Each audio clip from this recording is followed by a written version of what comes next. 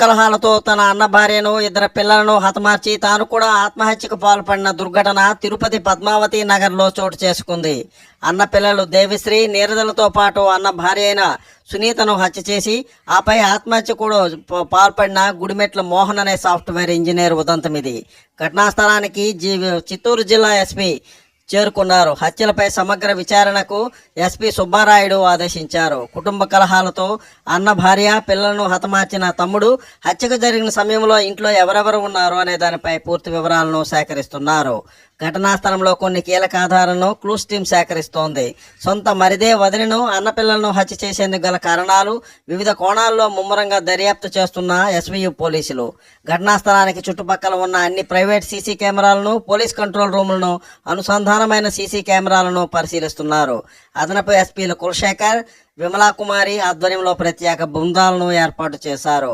Blue quotes, రక్షక పోలీసులు రైంబవళ్లు ఈ విధులను ప్రత్యేకంగా పెంచి సమర్థవంతంగా గస్తీ కాయడానికి, అనుమానితులను వెంటనే అదుపులోకి తీసుకునేందుకు చర్యలు చేపడుతున్నామని జిల్లా ఎస్పీ తెలిపారు. సమగ్ర విచారణ అనంతరం పూర్తి వివరాలను వెల్లడిస్తామని సుబ్బారాయుడు తెలిపారు. ఈ కేసు దర్యాప్తులో అదనపు ఎస్పీలు కులశేఖర్ శాంతి భద్రతలు, విమలాకుమారి నేర విభాగము, Tirupati DSP Ravi Manohar Achari, SB DSP Venkatadri, SV university CI Muralimohan Rao, Tirupati sub divisional ID party పోలీసులు నిమగ్నమై ఉన్నారు. Chandrababu, senior journalist, Spoorthi news, Tirupati.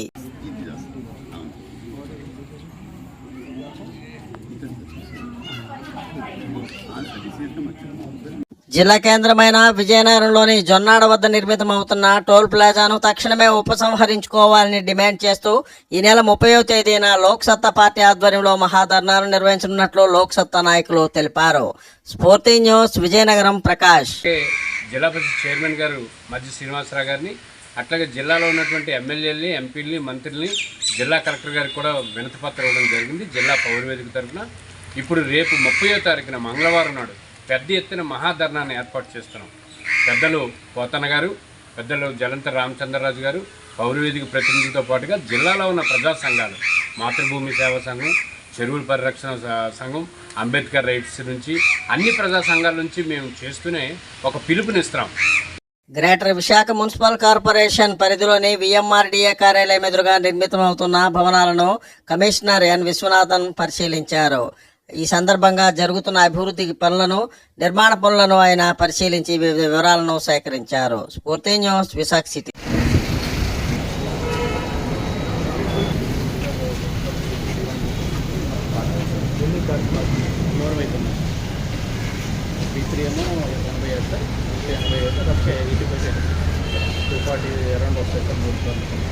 ఇంకా అబౌవ్ దీనిపైన 2 ఫ్లోర్లు కూడా పార్కింగ్ సార్. 70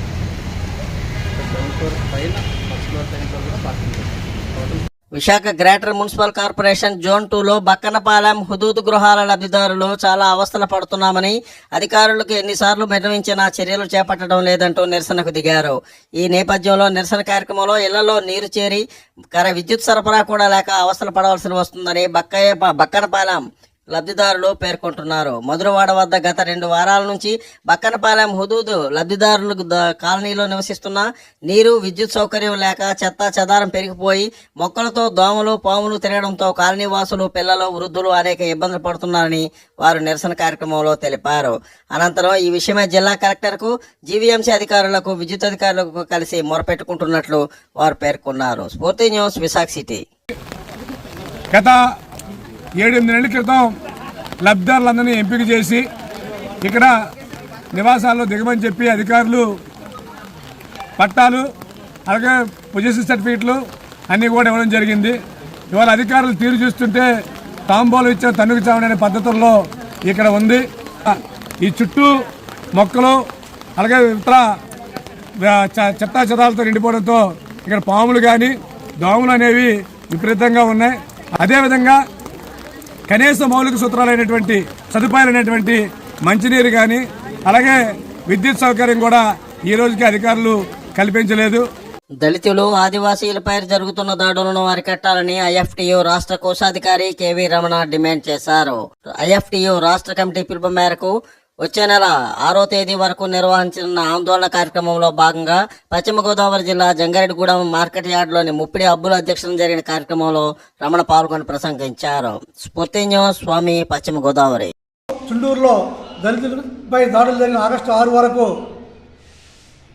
మొత్తం దళితుల మీద దాడులకు వ్యతిరేకంగా సభలు సమావేశాలు నిర్వహించాలని చెప్పి ఐఎఫ్టియు రాష్ట్ర కమిటీ పిలుపు మేరకు ఈరోజు మార్కెట్ యార్డ్లో మీటింగ్ నిర్వహించడం జరిగింది.